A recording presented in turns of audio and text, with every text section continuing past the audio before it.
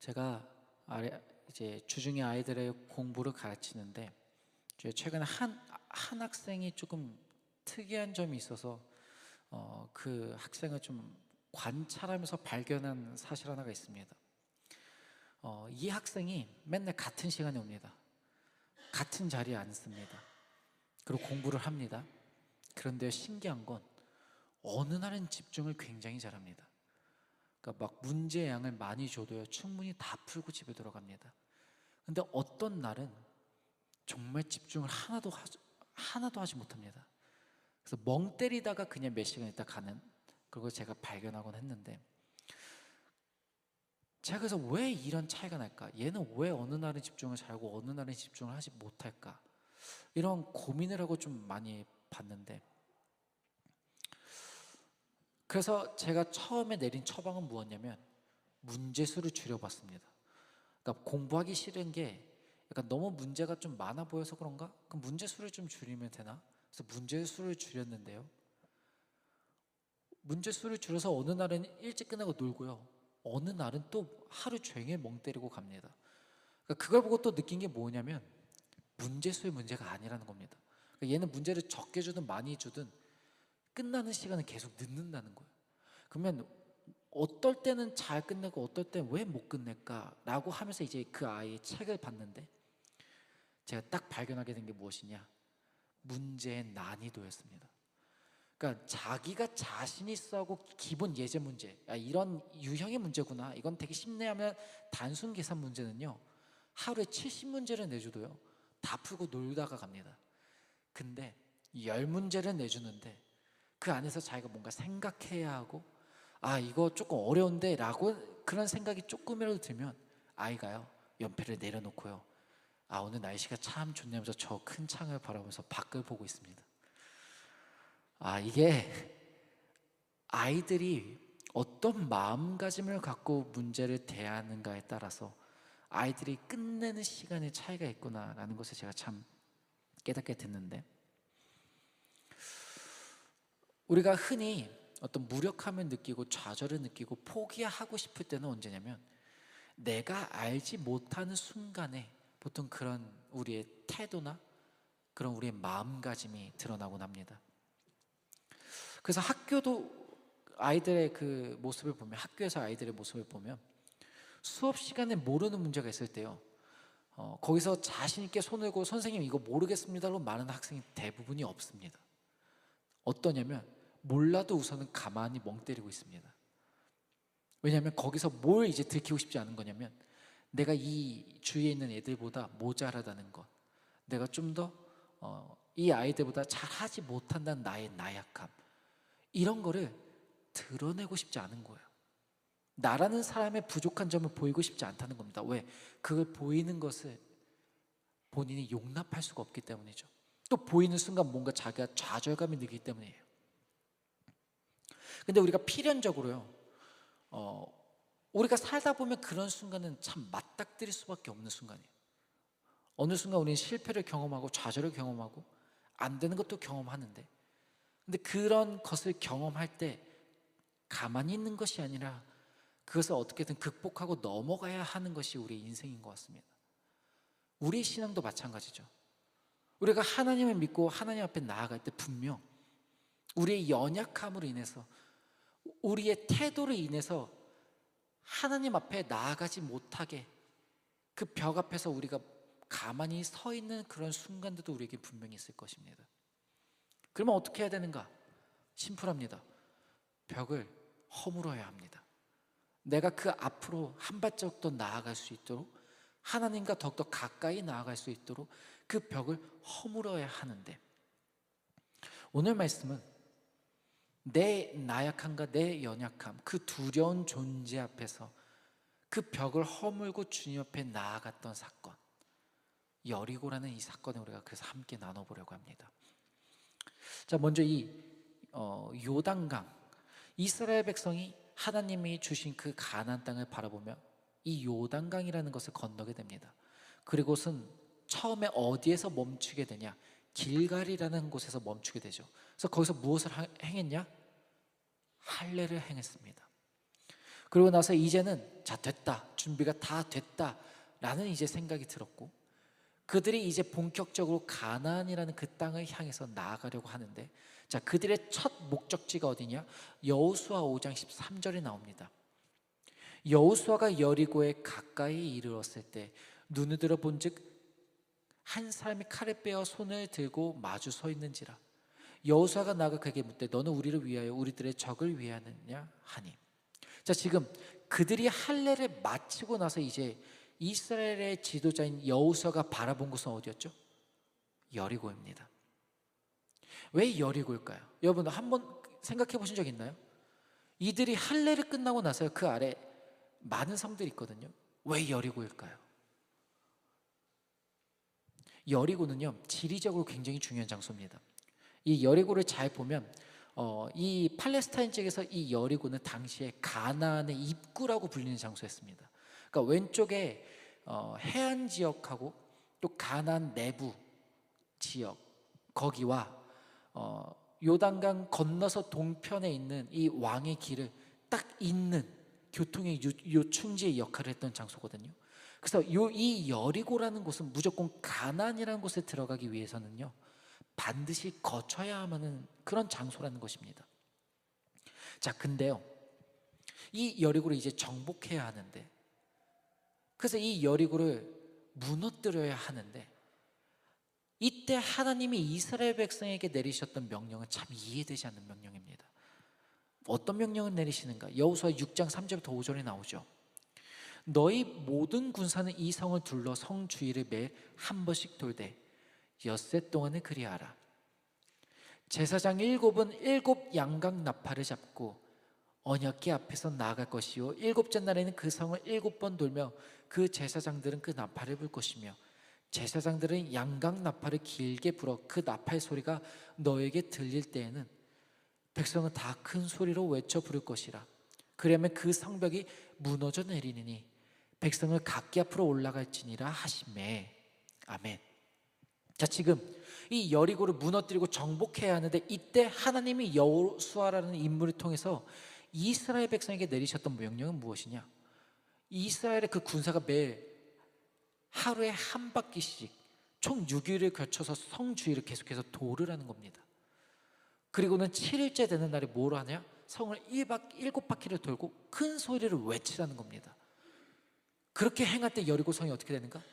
무너진다는 겁니다. 여러분, 근데 이제 우리가 좀 더 상식적으로 생각해 보면 이 행동이 여리고 성을 무너뜨릴 수 있을까요? 이 행동 자체만 보면요, 여리고 성이라는 것에 어떠한 영향을 미칠 수 없습니다. 근데 이건 여리고 성뿐만이 아니라 그 당시에 가나안 어떤 성에 가서 이런 행동을 해도 성은 무너지지 않습니다. 근데 심지어 이 여리고 성은 어떤 성인지 아십니까? 가나안 땅에 있던 많은 성 중에요, 절대 정복할 수 없는, 무너뜨릴 수 없는 철옹성이라고 불렸던 성입니다. 여기가 지금 이제 고고학자들이 여러 번 이제 이 땅을 발굴하면서 이 여리고성이 어떤 구조로, 어떤 건축물로 만들어졌는가를 이제 많이들 연구했는데, 그래서 연구한 결과가 무엇이냐? 거기가 다른 지역보다 토지가 아래에 있습니다. 그러니까 물이 흘러서 고일 수가 있는 장소예요. 그러다 보니까 사람이 살기 굉장히 좋은 장소에서 첫 번째로 누가 많은가? 인구가 많습니다. 또 인구가 많다 보니까 좀 뭔가 튼튼하게 일을 할 수 있는 노동력이 있다라는 것인데, 그래서 이 여리고 성은요, 성벽이 아주 중요한 특징을 가지고 있습니다. 이 성벽은 다른 성벽과 달리 이중 성벽으로 되어 있습니다.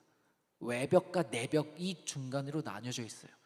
그래서 기생 라합이 살고 있고 뭐 밧줄을 내려준다라고 했을 때 고고학자들이 이 내벽과 외벽 사이에 아마 이 기생 라합이 살고 있지 않았을까라고 얘기를 하는데, 아무튼 그 정도로 성벽 자체가 두텁고요, 이중으로 되어 있습니다. 그 성벽 하나의 벽의 두께는 얼마인가? 두께가 최소한 1m 이상이라고 합니다. 두께 자체가. 그러니까 웬만하게 사람이 때려서 부셔서 이게 벽 자체가 허물어질 수가 없는 두께인 겁니다. 자, 근데 이런 성을 앞두고 하나님이 내리신 명령은요, 돌으라, 외쳐라입니다. 돌아라, 외쳐라.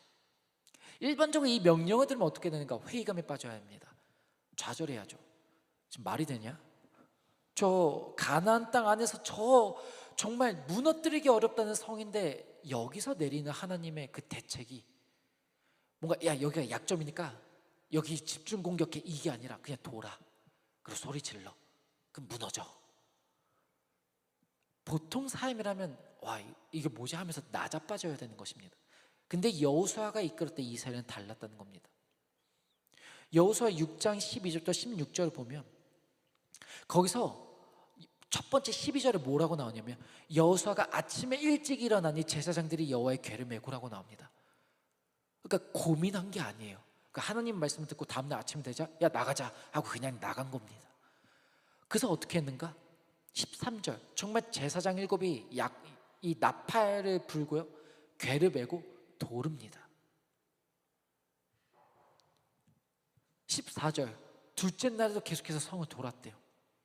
엿새 동안이나 하나님이 하라고 하신 대로 그대로 행합니다. 그리고 15절 16절 정말 그렇게 행합니다. 마지막 일곱째 날에 일곱 바퀴 돌고 제사장이 마지막에 나팔을 딱 불 때 모든 이 백성들이 소리를 지릅니다. 자, 근데 이 명령을 정말 그대로 지켰을 때 정말 말도 안 되는 일이 일어납니다. 6장 20절입니다. 거기에 딱 이런 문장이 나오죠. 성벽이 무너져 내린지라. 성벽이 무너져 내렸습니다. 당시 가나안에서 절대 무너지지 않을 거라 여겼던 정말 무적의 성벽이다, 여긴 철옹성이다라고 모두가 얘기했던 그 벽이 정말 허무하게 허물어집니다. 하나님께서 이 여리고 성의 이 사건을 통해서 그럼 이스라엘에게 무엇을 얘기하고자 하셨을까요? 무엇을 보여주고자 하신 걸까요? 제가 이 본문을 묵상하면서 가장 먼저 무엇을 생각했냐면요, 이스라엘에게 있어서 이 여리고성은 어떤 의미였을까였습니다. 당시 가나안 땅에 처음으로 입성했고 처음으로 그들이 정복해야 된다고 본 성이었습니다. 그게 여리고였어요. 그때 이스라엘에게 어떠한 생각이 들었을까요? 제가 생각하기에 이런 걸 것 같아요. 이게 가나안 땅에서 가장 완벽한 성이구나. 야 이건 무너뜨릴 수 없는 성이다. 야 이건 불가능한 도전이다. 야 이거 괜히 잘못 덤볐다가 괜히 우리의 미천만 드러나는 거 아니야? 우리의 약함만 드러나는 거 아니야? 야 우리 그냥 하지 말까? 여러분 사실 이 모습이 철옹성이라는 그 여리고성을 눈앞에 뒀을 때 이스라엘의 마음이었을 것입니다. 그래서 저는 어떻게 이걸 정리하냐, 이스라엘이 여리고성 앞에 두었을 때 그 이스라엘의 모습은 골리앗이라는 존재를 눈앞에 두었던 이스라엘과 별반 다르지 않았을 거라 생각합니다.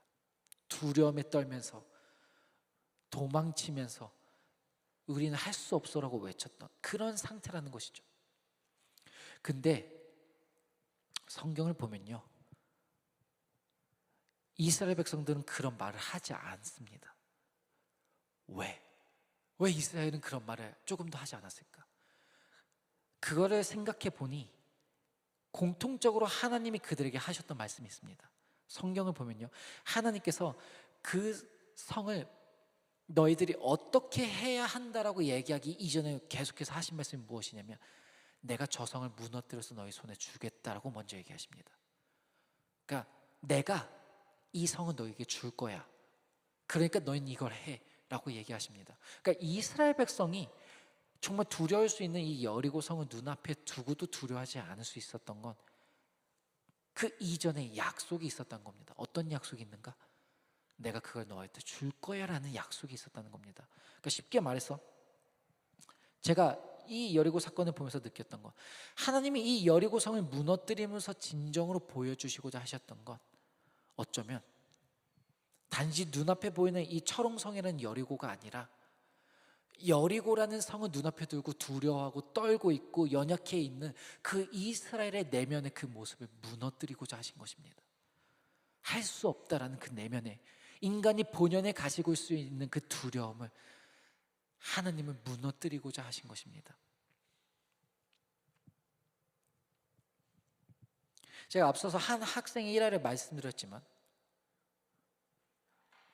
그 학생이 문제를 포기한 것은, 문제를 할 수 없다고 느낀 것은 어떤 타인의 이유가 아니라 스스로의 어려움을 극복하지 못한 것이기 때문입니다.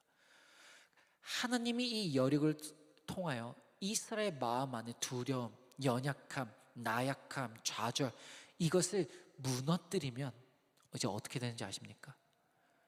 그들은 어디를 가도 절대 두려움이 없는 자가 됩니다. 하나님은요, 앞으로 너희들이 나아갈 때 어떠한 마음으로 문제를 해결해야 하는지에 대한 그 자세를 여리고를 통해서 보여주신 겁니다. 내가 무너뜨리겠다, 내가 공격하겠다가 아닙니다. 우리가 어떻게 이걸 해, 우리가 어떻게 이것을 정복해가 아닙니다.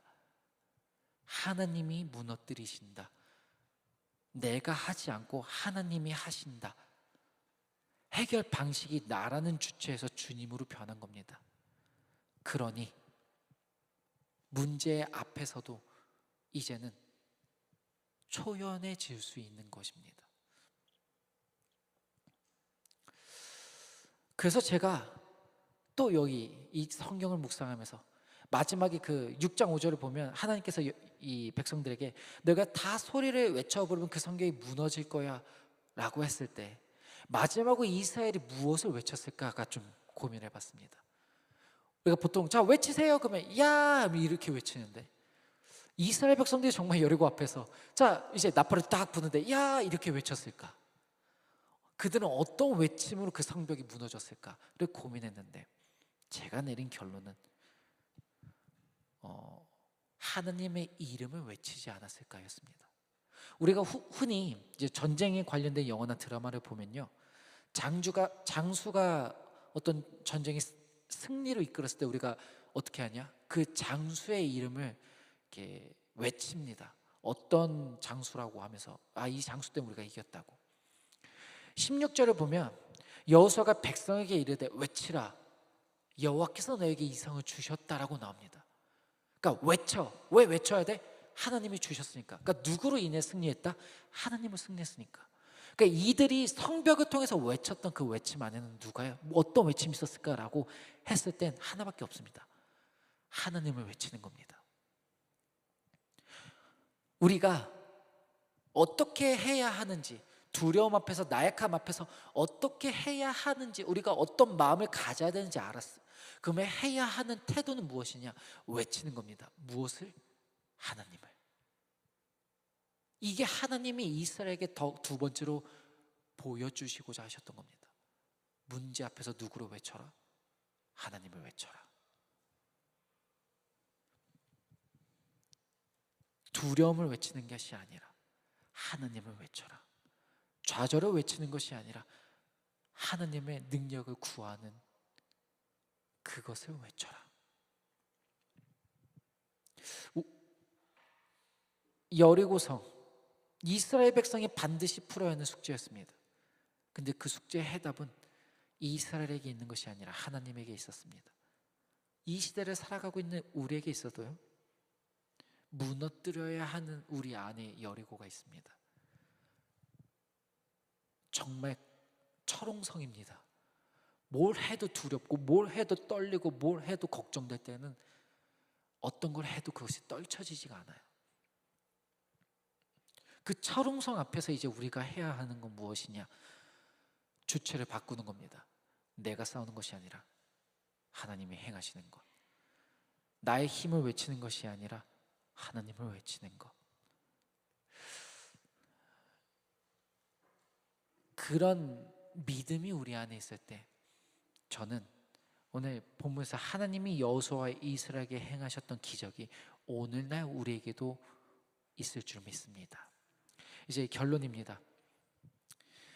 이스라엘에게 있어서 여리고가 있었듯이 오늘날 우리에게는 약하고 여린 마음이 존재합니다. 근데 그것을 극복해야 된다는 것은 알아요. 근데 그것을 극복하기는 참 쉽지 않습니다. 그럼 어떻게 해야 되는가? 그것을 이길 수 있는 힘을 공급받아야 합니다. 사람들은 그래서 그 공급을 무엇이라고 얘기하냐면 권력 혹은 지위 혹은 물질 혹은 자신의 지혜 그런 세속적인 것들로 이겨내야 한다고 말합니다.